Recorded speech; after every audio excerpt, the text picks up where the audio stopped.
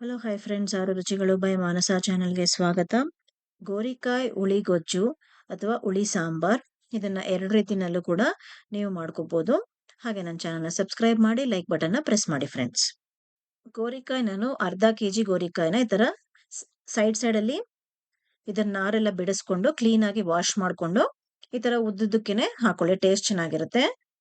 ಸ್ವಲ್ಪ ಎಳೆಯಾಗಿರೋ ಗೋರಿಕಾಯಿ ತಗೊಳ್ಳಿ, ಟೇಸ್ಟ್ ತುಂಬಾ ಚೆನ್ನಾಗಿ ಬರುತ್ತೆ. ಇವಾಗ ಇದನ್ನ ಕುಕ್ಕರ್ಗೆಲ್ಲ ಹಾಕೊಂಡು ಮೇಲ್ಗಡೆನೆ 1 ಸ್ಪೂನು ಅರಿಶಿನ ಮತ್ತೆ ಉಪ್ಪು ಕೂಡ ಮೇಲ್ಗಡೆ 1 ಸ್ಪೂನ್ ಹಾಕೊಂಡು ಒಂದೇ 1 ಗ್ಲಾಸ್ ಅಷ್ಟು ನೀರ್ ಹಾಕೊಂಡ್ರೆ ಸಾಕು. ತುಂಬಾ ಜಾಸ್ತಿ ನೀರ್ ಬೇಡ, ಯಾಕೆಂದ್ರೆ ತುಂಬಾ ಎಳೆ ಆಗಿರೋದ್ರಿಂದ ಇದು ಬಾಯ್ಲ್ ಆದ್ಮೇಲೆ ಅರ್ಧ ಭಾಗಕ್ಕೆ ಇಳ್ದೋಗುತ್ತೆ.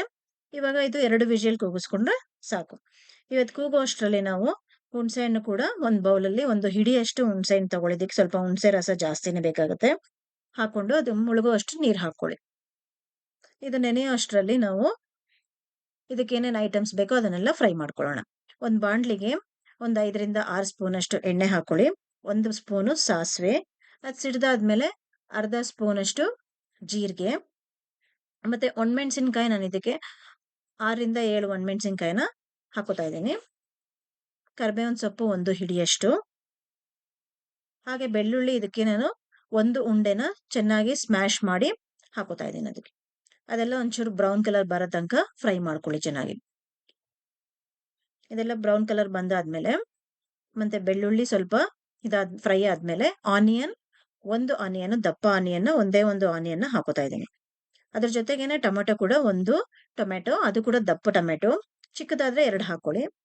ಎರಡನ್ನು ಚೆನ್ನಾಗಿ ಸ್ವಲ್ಪ ಫ್ರೈ ಮಾಡ್ಕೊಳ್ಳಿ, ಒಂಚೂರು ಬ್ರೌನ್ ಕಲರ್ ಬರೋ ತನಕ ಫ್ರೈ ಮಾಡ್ಕೊಳ್ಳಿ. ಇದೆಲ್ಲ ಫ್ರೈ ಆದ್ಮೇಲೆ ಇವಾಗ ಹುಳಿ ನೆನೆಸಿದ್ವಲ್ಲ ಅದರ ರಸನ ತಗೊಳ್ಳಿ, 1 ಕಪ್ ಅಷ್ಟು ಅದರ ರಸ ಹಾಕೊಳ್ಳಿ. ಅದ್ರ ಜೊತೆಗೇನೆ 1 ಬೌಲಷ್ಟು ನೀರು ಹಾಕೊಳ್ಳಿ. ನೀರು ಹಾಕೊಂಡು 2-3 ಸ್ಪೂನ್ ಅಷ್ಟು ಸಾಂಬಾರ್ ಪೌಡರ್ನ ಹಾಕೊಳ್ಳಿ. ಇದಕ್ಕೆ ಅಚ್ಕಾರದ ಪುಡಿ ಹಾಕೋಬೇಡಿ, ಟೇಸ್ಟ್ ಅಷ್ಟು ಚೆನ್ನಾಗಿ ಬರಲ್ಲ.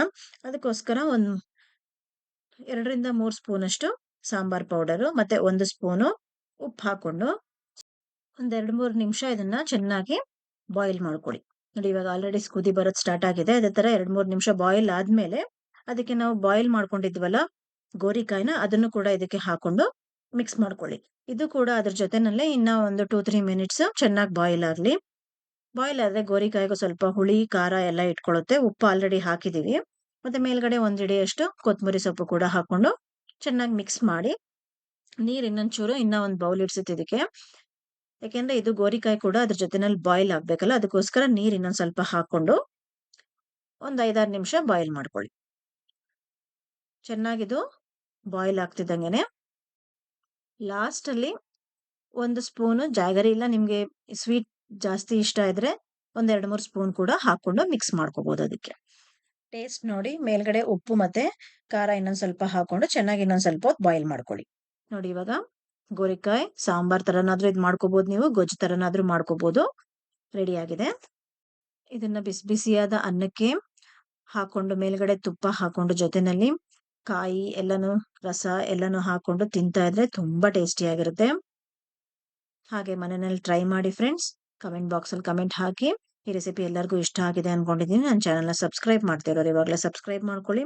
ಹಾಗೆ ಬೆಲ್ ಐಕಾನ್ ಕೂಡ ಪ್ರೆಸ್ ಮಾಡಿ, ನನ್ನ ಹೊಸ ಹೊಸ ರೆಸಿಪಿಗಳ ನೋಟಿಫಿಕೇಶನ್ ನಿಮಗೆ ಬರುತ್ತೆ. Thank you friends.